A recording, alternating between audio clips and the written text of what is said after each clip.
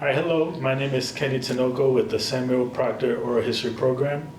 Today is July 11th, 2023, and I'm interviewing Pastor Sylvia Tisdale at the Pensacola Public Library. How are you doing today? I'm great. Great to hear that. And can you please introduce yourself and give us your full name and spell it, please? Okay, Pastor Sylvia Tisdale, SylviaEppsTisdale.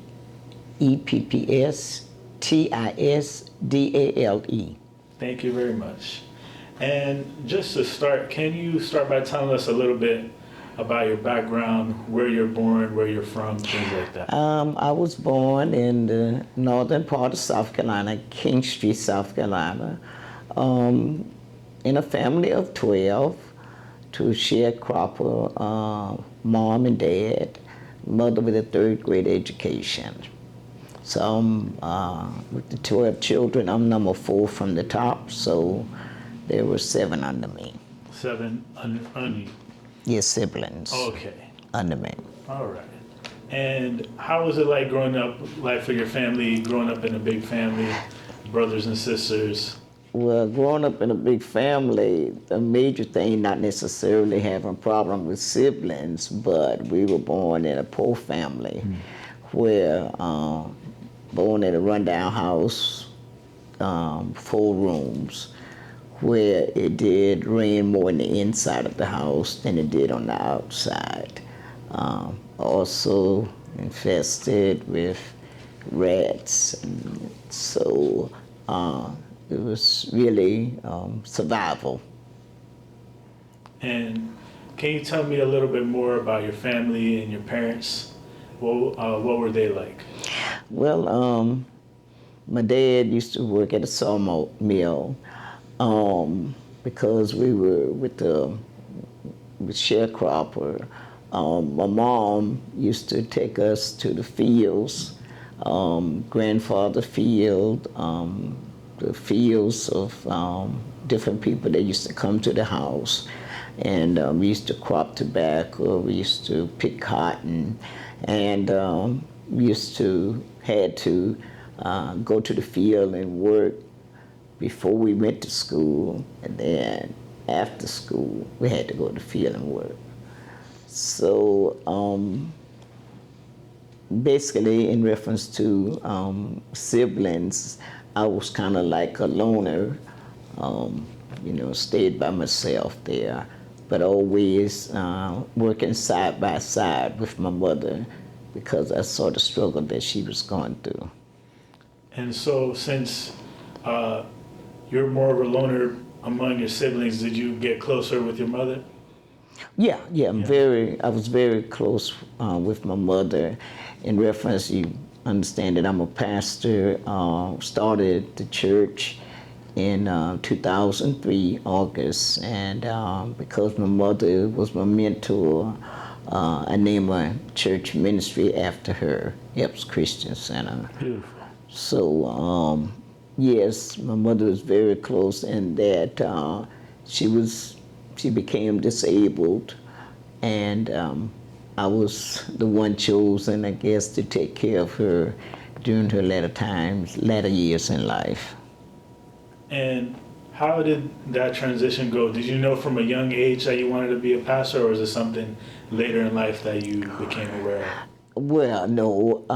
My mom was saved, and I always used to take her to church, and I always had faith to believe in the Lord. In that, when I was in the 10th grade and seeing the condition of my upbringing, I always knew that I didn't want my life to remain like that. So I made a vow to the Lord that if he would give me a good education and a good job, that I would serve him. So from that, I was just like pushed in.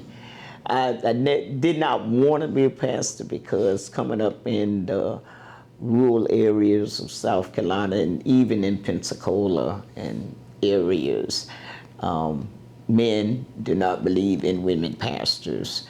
And really some women don't believe in women pastors. So my mom church didn't believe in women pastors. So I always wanted to honor her and her wishes, but as I grew up and I just got, by the Lord, pushed into that. And was your mom able to see you go into becoming a pastor, or was that something after? Well, she passed away in March 2003, and I started the ministry in August 2003. So she was able to see me preach, evangelize, and serve the Lord in fullness, but in reference to coming to my church and stuff like that, she was not able to be a part of that. Did she have any thoughts on you becoming a pastor? Is it something she was supportive? Was she worried about you? No. The pastor's not my main thing that I do, and that I used to work and retired from the Social Security Administration. So after my retirement, I'm 71.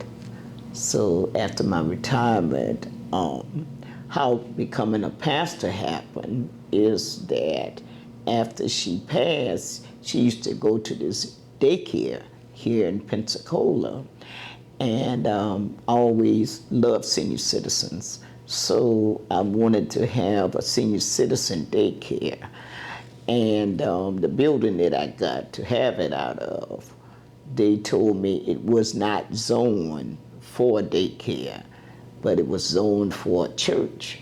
So I said that what I could do would be to have my activities coming out of the church. And so that's how I was pushed into that. Oh, wow. Very interesting. Yeah, you found a way to make it work. Well, and so because I was pushed into it, and I started having functions for senior citizens, breakfasts, having functions for them once a month, and doing things with them, especially in honor of my mom. Yeah. And so you mentioned a fondness for the elders around you. Who were the elders who raised you? Did you have grandparents or great-grandparents who were influential? No, basically just my mom. Basically my mom, and because I knew how hard it was for her in coming up, I just had, a desire for elders simply because of her.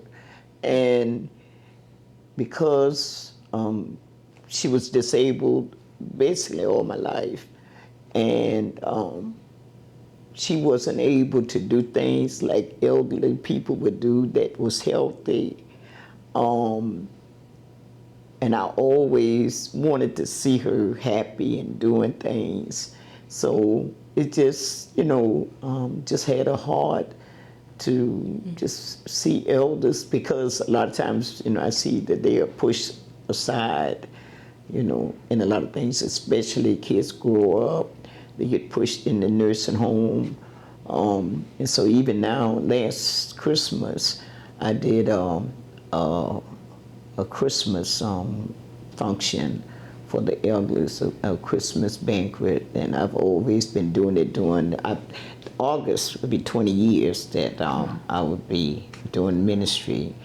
And so with my elders, I picked them up out of the nursing home, and then I would take them to take them to a place, and we feed them I cook and feed them a big wholesome meal and have Santa come in and give them a Christmas gift, and sing carols and, just try to keep them in the Christmas spirit. So, and then, recognizing now that I'm an elder, I can really see how they feel after they get a certain age. The children are no longer around them. The grandchildren are no longer around them. So I just have a feel for elders. And a lot of times, especially Christmas time, people always want to give to the kids, and never see a need to give in to them. You mentioned that your mom had a rough history. Can you tell us what you know about her upbringing and her family? Yes, and that her parents passed away when she was a kid, and she went to third grade. So she took care of her siblings, and so that was her history, and her history also being poor, So, but one thing I did not want to do, take from her. She was a hard worker, in that she worked in the field like 24/7, which I took that. Used to wake up early. I still get up early. Go to bed late. She would go to the field and work, come back, take care of kids, or have children. I only had 3. So I got her hard working from her. I got her faith from her. So those are some of the things that I picked up. And I know she was a woman of faith. So she was really, really my mentor. And going back to, and I know you all, going back to the elderly, I'm 71, and I have, I'm retired, and I have a soup kitchen that I feed the homeless, and then I have a food pantry that I give out food twice a week, and I have 3 successful children. One is an attorney, one going to school to be an attorney, and another one is store manager with my 4 grandchildren that lives in Arkansas. So when I turned 70, before I turned 70 in 71, in 2021, I turned 70. So everything looked like it was just, being successful for me. And the calls from the children got less and lesser. Calls from the grands got less and lesser. The ministry looked like it was going along fine. I had built it up to a point, with volunteers, even though it's from a grassroots and from a shoestring budget that I provided for myself. Looked like everything was just going along well. And I said to myself that, really, I didn't feel any more use in the earth. I really didn't, that nobody would miss me. And so I didn't, at 70, people say, you die anyway, because years ago when you're 70, you can't see, and, you got heart problem and this kind of problem and that kind of problem. Well, I'm 70 with no problems. I don't have any medical problems. So I said, what next? And I just thought, definitely, it was my time to leave the earth. I really did. And so my daughter called me up and asked, she was adventurous, she's adventurous, and asked if I would climb Mount Kilimanjaro with her. And that's in Africa. And before I knew it, I said yes. Well, in order to climb Mount Kilimanjaro, I had never been in the gym even though I'm active, doing things, I had never been in the gym. So I started working out and, getting my limbs and stuff stronger and stronger. And it motivated me that, I got this philosophy, I can do all things through Christ. So it motivated me that I could do it. And somebody said, did you think you weren't going to do it? No, my mind was that I was going to do it. And so because I got in the gym and started working out, it started motivating me and it started igniting something in me. And then climbing the mountain, I took my senior citizens up there also. That was something that I could potentially motivate them to do, not necessarily climb a mountain, but motivate them to get in the gym, motivate them to be a little more active because, going to the gym, I found out it's more than weight for your weight. It gives you strength, it gives you energy, it gives you encouragement there. And so I was just up there climbing, thinking of what I could do when I got back in reference to encouraging the seniors to motivate themselves that all is not lost, there's hope, that you can still have life, you can still enjoy yourself even at 70. And so we were, Good Morning America came to Pensacola, interviewed us, and I was climbing it, and I would have made it, but the altitude, caused me to faint. And I had to come back down. But, I'll never forget that. And I'm still in the gym, and people see me still out there. And I know a lot of people say that, they are encouraged by what we do. Even at 71. My mom couldn't do it at 71 because she was disabled. But, 71, I'm happy. I get up at 3:30 in the mornings and go all day long, serving. And, just now I have a rewarding life, because I did get that push of climbing the mountain and, got that extra encouragement.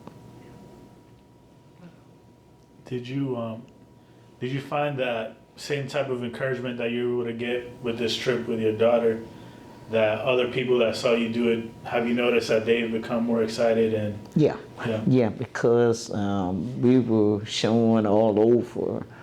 And, people come up to me, I saw you climb the mountain, I saw you climb the mountain, and, brought a smile, and then everybody come up to me said, I said, if you can climb the mountain, I know I can get up here and do something. Might not be able to climb the mountain, but I can get myself up and do something, so it motivates them just to do something, do more with their lives. So I'm excited, that I was able to do that. And I'm excited that I still have the strength and the energy to do what we do, and people still see something in us, to cause them to want to do. And I know you talked about once, people have their kids, they get older, their grandkids, they get more busy. Our older community, they may suffer from loneliness and being isolated. Mm-hmm. How do you think, to the younger people, how we can connect more and make more of an effort to, stop that from happening? Yeah, that's exactly what I, really encourage younger people to do, because that's why at Christmas time and other times, I tell, I have a morning show, I have a Face Live show, and I preach about getting the elders off the porch. And last Christmas, it was raining and stuff, but we still had over 150 elders came out in the wheelchair, in the walker, you know, and that if I can tell my story, that where I was at 70, if I can tell my story to the elders, that yes, I know where you are because I was there, that the calls get fewer, you know, the visits get fewer. You know, I think the younger people don't understand where we are because they're out there striving, trying to make it, and thinking about self, you know, how they can make it and all of this. So, based on that, I think that's why we get pushed aside. Many, you know, in the nursing home, just want somebody to come and say hi. But that's, I think, young people can, if they can just begin to each one reach one, know that you're going to be there one day too. You're going to be there one day too. I did not think I was going to be where I am now, you know, because when I was 20 or 30, I was, you know, going to college, you know, then I was working on a job, having a family. I did not think about 70, you know. I didn't think about 65 because I was striving, trying to make it. But now I look back on my life and say I should have been thinking more emotionally about 65 and 70 other than trying to make a living to save up, you know. I should have think about the emotional aspect of it rather than the financial aspect, which our society teaches us. Save, save, save, save for a rainy day. But they don't teach us emotionally you're gonna be someplace one day that your family may not come around. The friends you thought you used to have, you may not have them anymore. You know, especially when you get down, get disabled, go in the hospital. You know, people with you as long as you're up. When you're down, that's it. Don't stay in the hospital over 2 days. So, Right now, just telling you right now, I have an older brother. He's 73, and his daughter brought him down here to Pensacola from Philadelphia. He and his daughter, they stayed with me about 8 months, and the daughter found a house, but it wasn't 3 months. The daughter placed him in a, you know, nursing facility or, you know, a facility to care for him. So, you know, to me, she couldn't take the time and put her life on hold a little bit and, you know, and just love up on him, knowing that he may not be around long. You know, the older you get, the more you think about eternity. You know, the more you think about death. That's a good story for you. That's true. Right now, you're not thinking about it. You know, you just think about, you know, I got to get up in the morning, go to work, and got to do this, got to do that. But the older you get, the more you think about death and after. so if we can walk it back to earlier in your life, can you tell us what influenced your emotional upbringing? What were the things that taught you how to look at yourself and how to take care of your emotional side? Hard work, hard work. You know, I love, definitely right now, I am really, really happy for hard work, you know, in the field, being hot and all of this, working for what I have. And it makes me appreciate what I have. It makes me appreciate who I am. And that nobody, you know, gave it to me. It was something that I worked hard for. And you learn to really appreciate yourself for being the person you are, you know, the strength you have. You know, you just look at yourself and a good light when you work hard and you are able to continue on and, do for yourself and make things happen. My greatest thing now that I do, my joy is getting up in the morning, serving. Serving also helps, when you see others tell you they appreciate you, appreciate what you do for them, trying to provide for others, and think less of yourself. Because right now we have a soup kitchen, and a food pantry. We give out food twice a week. 180 people came through our line today, and I said that I shred to think where those people would be if we were not there. Mm-hmm. So I learned to appreciate me from the hard work that I did. And because of my hard work, I think I'm in that good health that I'm in. Gotcha. So I know you mentioned collegiate experience, but if we can go back to earlier, can you walk us through your education experience? What elementary school did you go to? What was it like there? Yes, like I said, in elementary school, I was also a loner because I did not, to me, I wasn't the best looking person, in that I was heavier and I did not have the long hair. And coming up, the people looked at the girls with the long hair and the bright colors. They were the ones that got on the floats. They were the ones that was, picked for Miss Tomlinson, Miss Homecoming,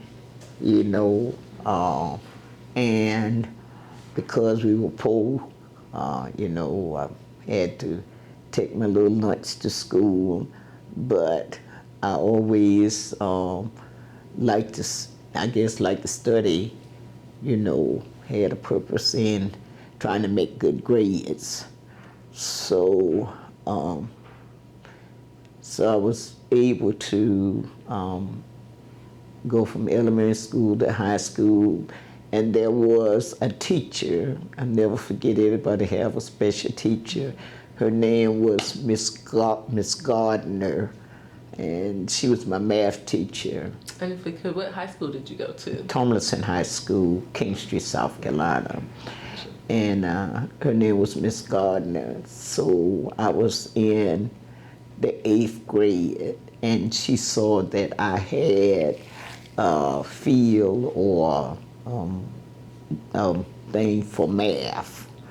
So she saw that I had, I could always pick up on math and doing math examples and math problems. So what she would do would let me go ahead in the math book from the kids that were slower than I was.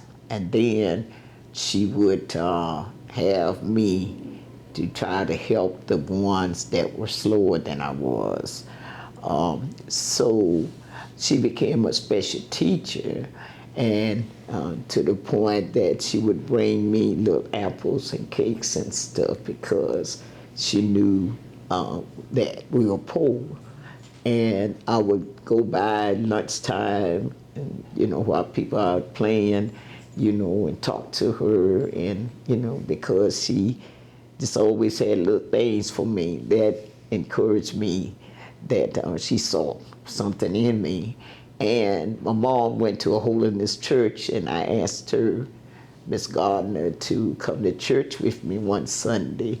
And she came to church all dressed up like teachers normally dressed up, in her the lipstick, all dressed up in her fine clothes. And Mom had this little holiness church that we were in, but it encouraged my heart that she would come, to my church to see me. And so because of her and taking time with me with math, I majored in math in college, even though it was hard because of I didn't get the everything I needed in high school or elementary school, but I did majored in math and cum laude of my class in the top 10%. So, What university did you attend? been in college. But I made a promise that I'd never go back to school. After I graduated, it was hard. I worked hard to get, to graduate and work hard to do it well as I did. And because I was in the top 10%, the Social Security office, they hired me off the spot. But I had to go to New York and worked up there a year and a half. And then from there, I came to Pensacola. And from there, I retired here. All right. So can you tell us what Benedict was like on campus when you were there? Well, I'll tell you, what happened to me is that because we were poor and didn't have money, my aunt got me a place with her friend to stay and take care of her friend for room and board. So my freshman year, I stayed off campus and I had to take care of Miss Chappelle was her name. And Miss Chappelle was like a slave driver in that I did not have any college life, in that the college was right in walking distance from her house. And because I was staying with her for my room and board, she made sure that as soon as I got out of class, I came back to her house to do housework. So the entire freshman year, I did not have a college life. I was working for my room and board. And so she wouldn't even allow me to come back home. We were 81 miles from Columbia. I couldn't go home like the other kids went home for holidays because I was working for my room and board. Imagine 18-year-old, 19-year-old, others having their college life and having their good time, but I'm working, staying at the house. And she even had me to put up my schedule so that she would know time I got out of class and that I would be back to the house. And so my sophomore year, I was still working there for room and board. And she passed away right at the house. And when she passed away, her daughter was an alcoholic. And her daughter got into it because her son called me to pick him up from the airport. And her daughter got upset that I went to pick her son up from the airport. And when I got there, the daughter threw a big pot of coffee at me. She was an alcoholic. That I went and did it. And that was her son, and what made me think that I should be picking her son up. And so I left that house in the middle of the night, and I called my senior mom to tell her what had happened. And I asked, she told me to go to my aunt, went to call my aunt. My aunt said she didn't have any room for me, that she had guests, and there was no room for me, 19 years old. So then I called Mom back to tell her what my aunt said, which is on my father's side. And I told Mom, I said, okay, that's all right. I'll call my friend and see if I can spend the night with her on campus. And so I called my friend, and she let me spend the night on campus. And I went to the next day, Mom tried to get me another place to stay off campus. That place didn't work out also. So I went to the financial aid office and I told them what I was going through. That was the turning point of my college days. They were able to give me financial aid. They gave me a Pell Grant. They gave me a work study. They allowed me to stay in the dorm. My entire school was paid for from that time on, to the point that because I was able to get work study, I was able to even send Mama a couple of dollars back home. Where she was sending me monies, I was able to send her some money to help her out. So my college life, high school days and college days, I definitely, and in reference to, of course, I did meet my husband in college, but I tell you all that, what I did is that I definitely was careful, because they told us that everybody coming from King Street going to college was going to come back home with a baby. Oh. So I made sure I was not one of the ones to go back home with a baby.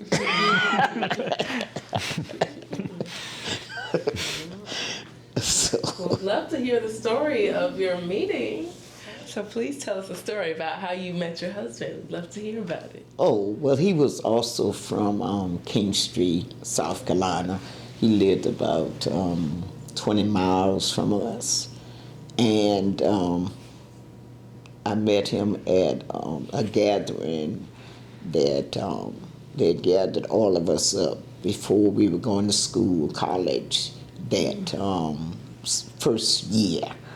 And so in that meeting, he was there and introduced ourselves in that meeting. And then when we got to college, he was kind of like the first person I saw walking on, because I lived off campus, but he lived on campus. So he was the first person I saw walking on campus, and we reintroduced ourselves. But like I was saying, I lived off campus, and I had this strict schedule by Miss Chappelle, so that whenever he tried to come to see me, she made sure that she had the mirror turned to the living room. Oh. Yeah, so that's how we met, and we dated the entire time in college. And then his job transferred him to Pensacola, and I was working in New York. And because we'd gone together the entire time in college, I felt that give him the first pick of getting married to him, because I always felt that if I didn't, I would always be wondering what it would have been like if I didn't get married to him. So that's the reason why I, definitely got married to him and stayed married 23 years. Oh, lovely. What was his name, and could you spell it for us as well? Julius, Julius. Okay, beautiful. Right. So what work did he do that moved him down to Pensacola? Oh, he was working for an insurance company. So his, like I said, same, age as I am, went to the same college, graduated at the same time. So he was able to get a job with an insurance company that sent him to Pensacola.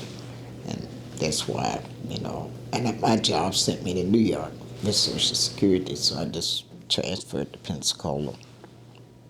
Okay, got you. So you seem to have always had a passion for service. Did he also have a passion outside of work he was doing? No, ma'am.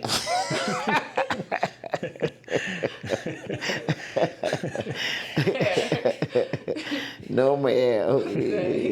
He used to say, I'm going working with those jailbirds and those, those drug addicts. And no, ma'am. Right. Not How at did all. he feel about the work you did?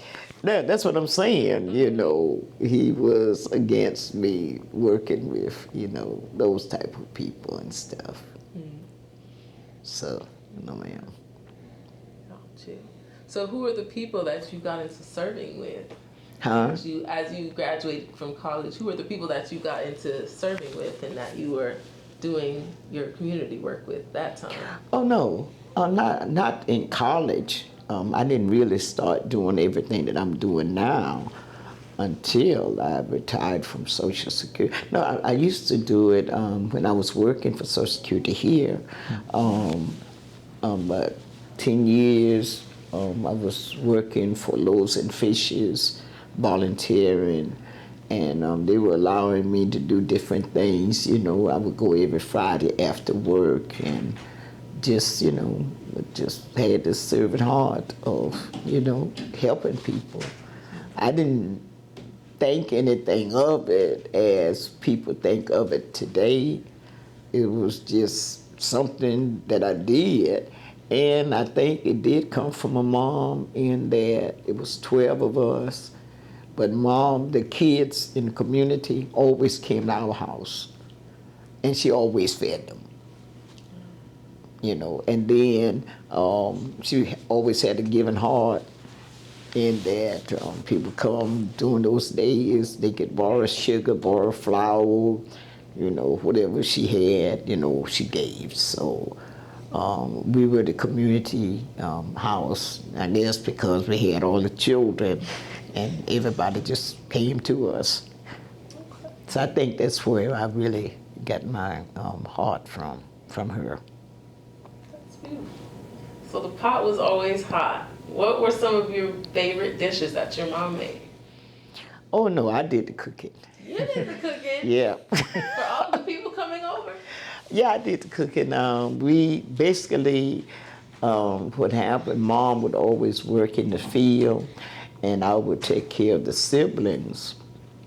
So when I was 7, I always felt bad for her that she worked so hard. So I stayed home one day, and while she was in the field, I cook a pot of raw grits and a pan of fried some fatback. Fatback is bacon without meat. And when she came home, the kids went running telling her that I had cooked. They called me Diane, that I had cooked. And then I thought that I was going to get in trouble. So when she was coming in the front door, I ran out the back door because I thought she was going to get me for cooking. But that was my first meal when I was 7 years old. And then from that, I cooked all the big Sunday meals. I always used to have definitely rice, always 2 chicken, collard greens, potato salad, macaroni and cheese, the big meals on Sundays. So I started cooking at 7, and when I was 7, and now on Fridays as a fundraiser for my ministry, I sell lunches and I cook all the food. When I have functions, like the senior citizen function, I cook all the food. I don't like anybody in my kitchen. I also do pre-Thanksgiving meal here in Pensacola, annual thing. And I do it on the Saturday before Thanksgiving, because I used to do it on Thanksgiving Day, and my kids used to fuss that I was always leaving home. And so I said, if I did it on the Saturday before Thanksgiving, the people can eat a Thanksgiving meal twice on that Saturday as well as Thanksgiving Day. So last year we fed 1,500 families last year, and I cooked all 50 turkeys. Wow. Yeah, yeah. So, How long did that take you? well, I have these cookers and the oven, and I have a small kitchen, and as long as I'm there by myself, I'm fine. I can make it happen. That's amazing. Yeah. That's so inspiring. Wow. Yeah, and I think this is something I enjoy. Just as long as people enjoy it, they like it, I'm happy. So how do you distribute it to that many people? Oh, we have the volunteers. What we do, we partner with Council on Aging, and every year I partner with the Council on Aging Meals on Wheels, and because they get all this cold food during the year, so we plate up theirs, and then we have drivers to take it to their houses, and then we have the community that do drive-through. Then we have the homeless that walks up. Wow, okay. So you were the family chef. Yes. Can you tell us about your other 11 siblings, their names, what your age differences were? Oh, all of us, were one after another, step, from 1963 to 1945. Every year Mom was having a kid. And where there was a difference, she said she had a miscarriage. And because we were poor and we learned what the big stomach was, my sibling even threatened to kill the baby when Mom would bring him home, because we knew that, we were barely making it. We lived in a 4-room house, no central heat and water. I remembered when we got the lights in 1957, and outdoor toilet, and there was just no room to us siblings that knew better to have those kids, all those kids. So my older sister said, if she bring another one here, we're gonna kill it. So I went running telling Mom what my older sister said, But it didn't stop Mom. The only thing that stopped Mom, our doctor, the doctor was a friend, became a family friend, and actually tied her tube. That's the only thing that stopped her, because they just believe in having those kids. Oh, yeah. So what was your relationship with all your siblings? Like I said, I just stayed to Or them myself. amongst each other? Yeah, What was the yeah. general relationship? Yeah, they were, like I said, among themselves. I talk and stuff like that, but basically stayed to myself there. So what were some of the other chores that everyone held? Well, because we didn't have central heat and air, we had to do the fireplace. We had to get wood to bring in to make fire early in the morning. A lot of times my brothers wouldn't. They were lazy, but Mom would get out there and get fire for the fireplace. And because we're just 4 rooms, it wasn't taking no shower or a big bath in the mornings. We would get a basin of water and go around the fireplace and wash our face and put on our clothes around the little fireplace. Also, because we had to do the farm work, Mom wanted to keep us away from school until September. Couldn't go to school. And I was one of the ones that begged Mama to let me go to school, because, just wanted to go to school. but they would want us to stay home and put in the back or put in cotton and stuff so that they can get some money to survive. On Saturdays, wash clothes in the foot tub, in the big number 2 tub, hang them on the line. But me and my siblings, we did do this. I was the treasurer. If we got any kind of money, they used to give it to me, and I would save it.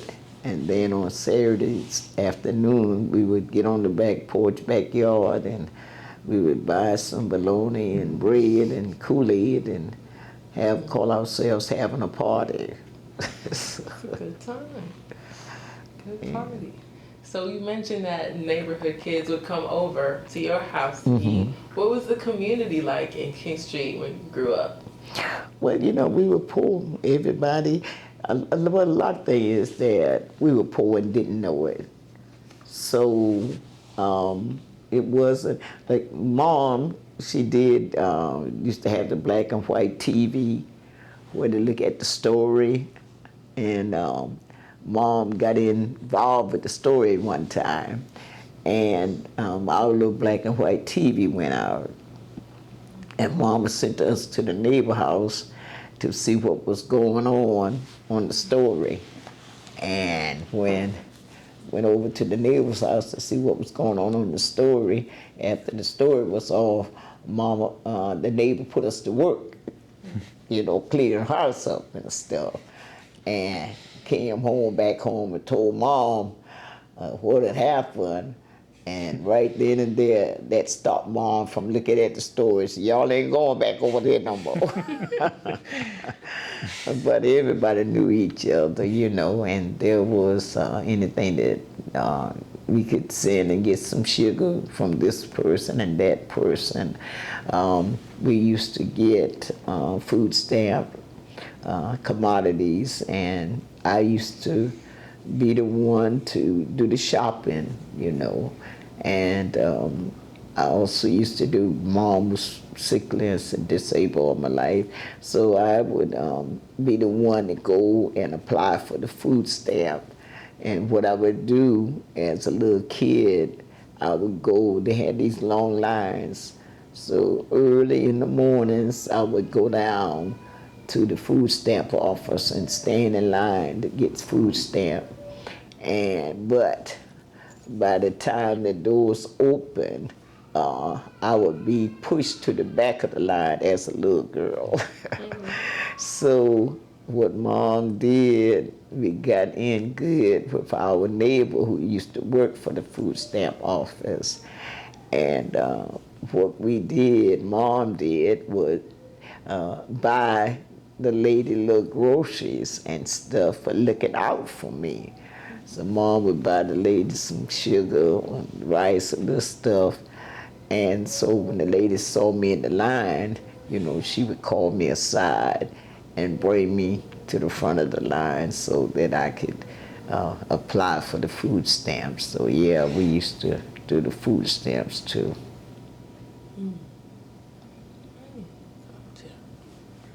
So you've mentioned it a few times. We'd like to know if you'd like to share, when did your mother become disabled and what was the circumstance? Oh, well, she, Dad was abusive to her,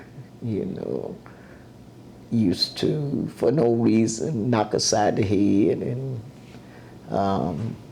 so she had several strokes, so he was an alcoholic, and, so he did, just, fighting and all that kind of stuff. Of course, he wouldn't, she wouldn't fight back, And then my oldest brother, the one I told you that's in this care home now,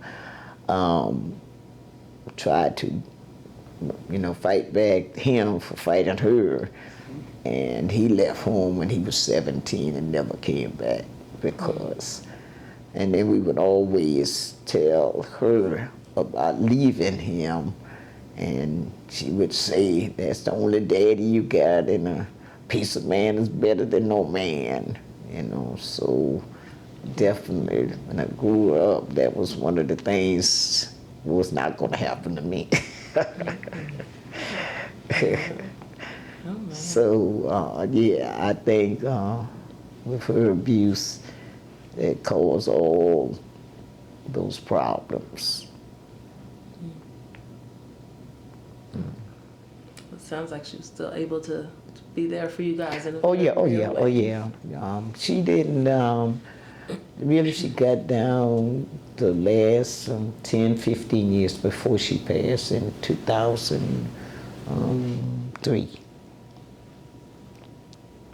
You know, she really got down. I always, when I moved to Pensacola, but you know, got out of school and stuff, always wanted her to come stay with me, but she loved my dad, so she would stay a couple of weeks and ready to go back home, and I would try to encourage her to stay, you know, especially when she was still up and able to get around a little bit, but she kept wanting to go back. So. For sure. So you've been in Pensacola a long time. Mm-hmm. How have you seen the community change? Well, you know, everybody is getting isolated. People don't, as people say, fellowship like they used to, come together like they used to. Everybody do their own thing, you know. Look like it's a dog-eat-dog world. You do your thing, I do mine, you know, to me. Whereas before, you know, to me it was a little more friendlier, you know, in that everybody would call up each other and do things and go places. But now people are just out, I guess, trying to make things happen for their own self, and they don't have time for one another.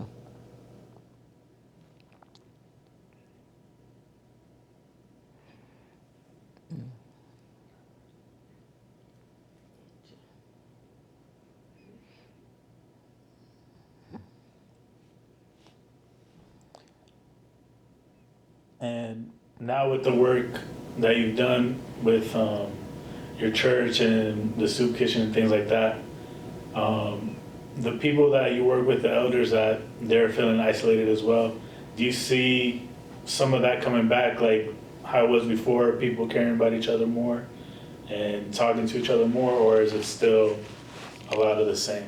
And it's still a lot of the isolation. Because, you know, right now, what people do, especially since COVID, you know, people, there was a shutdown. And I think that really did it with not only Pensacola, but all around in the world, especially in the United States. With COVID, people stopped. You know, the church used to be the place that people would come and have gathering and, you know, meet each other, greet each other, do things together, you know, have the Fifth Sunday meetings and this meeting, that meeting. But when COVID hit and everything shut down, the world came back together, but the church never did. So the elderly people, they normally tend, like Mom and myself, that spirituality, you know, for encouragement in one another, you know, having a good time eating and stuff like that. But since COVID, people relationship never came back together, that separation. And definitely now, you know, it makes me mad that people don't get up, pick up the telephone. They don't even know your voice anymore. It's text and text and text, and you know, if you don't know how to text, shame on you. You know, like this was said about my grandkids, I just see them on Facebook. You know, Mom put them on Facebook, but it's no, that relationship in Pensacola and everywhere else. It just looked like people relationship with one another is going backwards instead of going forward. So what each and every one of us do, you know, we go do what each do, serve or whatever, We go home, you know, look at TV, start the next day over. No gathering, you know. It's like a selfish world, no one for another. And like you said, seeing about the seniors and all, because they're selfish. They can just, and then if you hear of somebody passing, oh, so sorry to hear that, or even don't even hear it because people don't communicate anymore. Do you have like a group of people that are close to you here or friends that you still get to meet with, or not as much? No, definitely not as much. As you get older, those friendships, those people, I'm telling you guys, those that you thought was your homegirl and stuff, you find out that, you know, you might call your homegirl every hour on the hour, but as you get older, that gets lesser and lesser and lesser. So, and right now at your age, at my age, you know, I just serve the people, smile, and be there for them when I can, and you know, that's it. So, but and I've learned to do all that you can when you can, and then, you know, at the end of the day, just say, well, Lord, I did all I could do, and that's it. Now lay me down to sleep.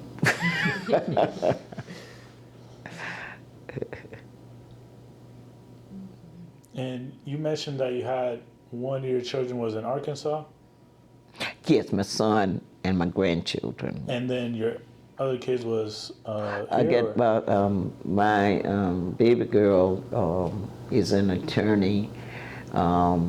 She just got promoted with Walmart, and she went to Benton, Arkansas also.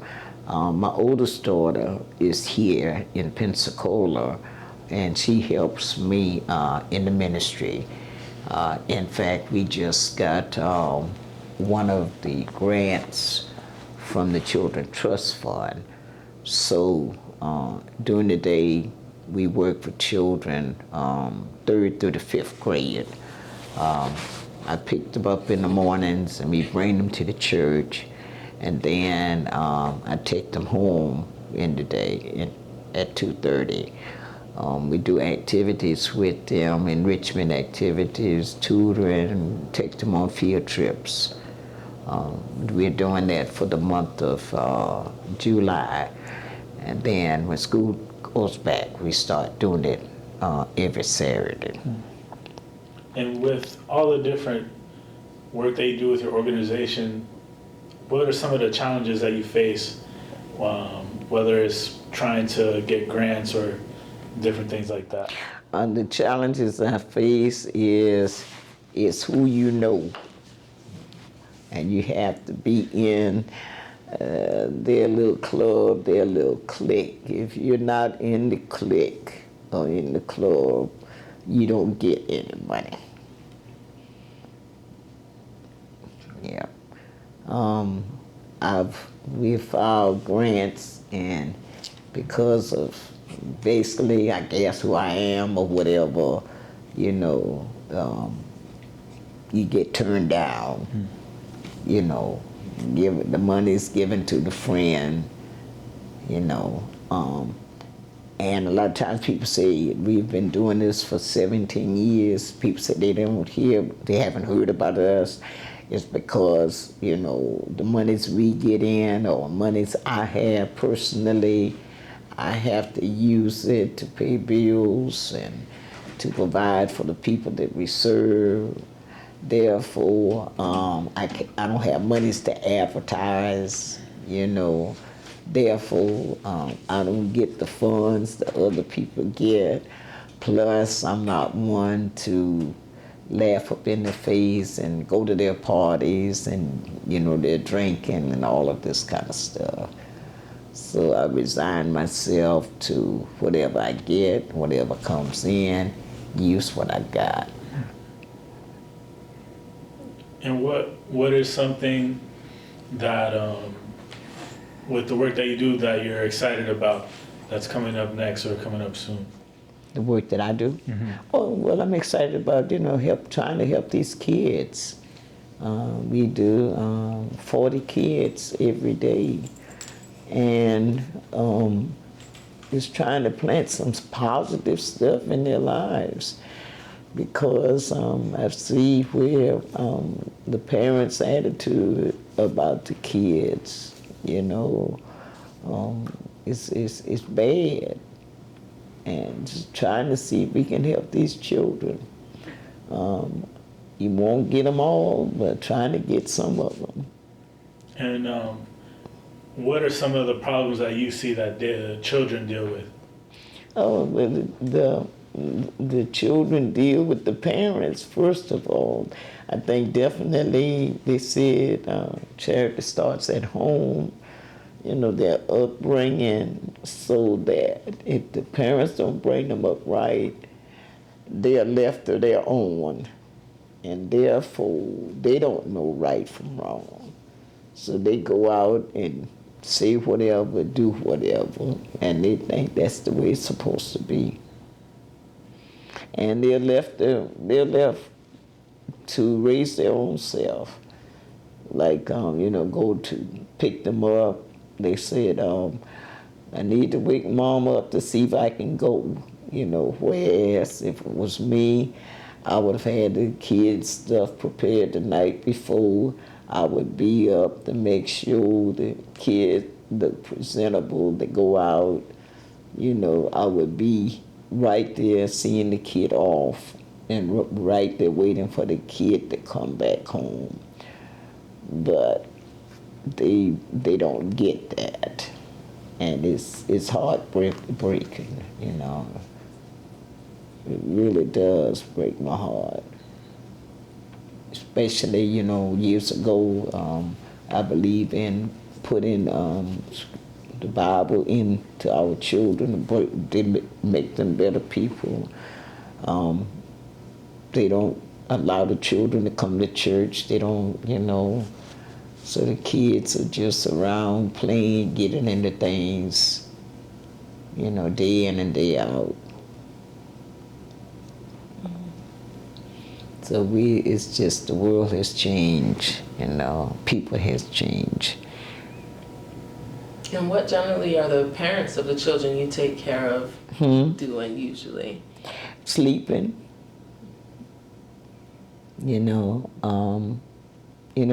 They're sleeping, they stay up all night doing their thing, therefore early in the mornings or in the morning times they still sleeping. And sometimes the kids are told, don't bother me, I'm sleeping. So the kids don't bother the parents, And like today, we took them on a field trip to rock climbing. So one of the staff called me and says, you have any deodorant? The kids need, deodorant, So whereas before I would make sure my kid go out appropriate, these, they just get up and come on out in the clothes. And, the children don't know any better, so they come as they are because they haven't seen any better. And, they just think that's the way you do it. Get up and come as you are. And what age range are the Third through the fifth grade. And then, of course, we have the attitude problem, behavior problem that, they haven't been taught how to act, how to behave. So it's rough.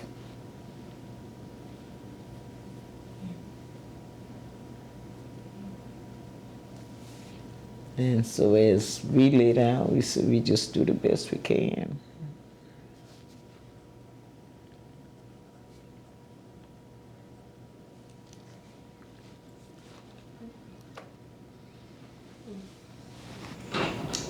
Before we wrap up, I have a question that I just wanted to ask you. What inspires your fashion sense? Huh? What inspires your fashion sense? I love your outfit. Oh. And your head wrap and your shirt is so colorful, beautiful. I guess they'd run in the family. Mom used to like to dress. That's one thing she did do. You know, so I guess I just wore something, you know, hopefully that it match. But I started to come like I was, you know, in my work clothes. Somebody said a lot of times when they see me like this, they say, "Oh, you make up something. What's that phrase? You change better. You can get better or something." Oh, you clean up now? Yeah. You clean up. You clean up good. When they see me, a lot of times they don't even know me. They say, "That's you," because you know. With the soup kitchen, I had on my old dirty tenors and the clothes all ranked up, and I did start so I got to go on just like this. And I said, no, I better take something, because she just called me last night, and I brought this to the soup kitchen and changed out in it. Well, it looks lovely. Well, thank you. Yeah. Thank you. Was there anything else that you'd like to add? No, thank you guys. Everybody was telling me I need to write a book, so. Yeah, you should. Yeah, I just now trying to get the time. Yeah. I'm, you know, just really trying to get the time, you know, because I put every hour, every minute, every second, I steal time from everybody to do what we do. Yeah, but it's meaningful work, and it definitely sounds like you've been a lifelong good and faithful servant. So. Yeah. Yes, it's meaningful work, and it makes me feel good knowing that I have the strength to do what I do. That's what inspires me. That I'm not sickly, you know, that people have to take medicine going to bed, take medicine waking up. And of course, you know, I take the high blood pressure medicine, but other than that, I haven't had any sick days. I can't believe, a lot of times I can't believe that, you know, that I feel 60 and, you know, because I don't have any aches or pain. You know, get up early in the morning. I go to the gym sometime 2 o'clock in the morning, you know, before I get out. So that just makes me happy knowing that, you know, I can get around. Yeah. I'm telling you, and the things I get accomplished during the day just makes me, you know, want to do more. For sure. Yeah. Well, you've definitely been a blessing to us for sharing your story with us. Well, And thank we you. Really well, I hope you can appreciate use it. your time. Definitely. Oh, well, for sure. Thank you. Definitely. Thank you. All right. All righty. Hit this button.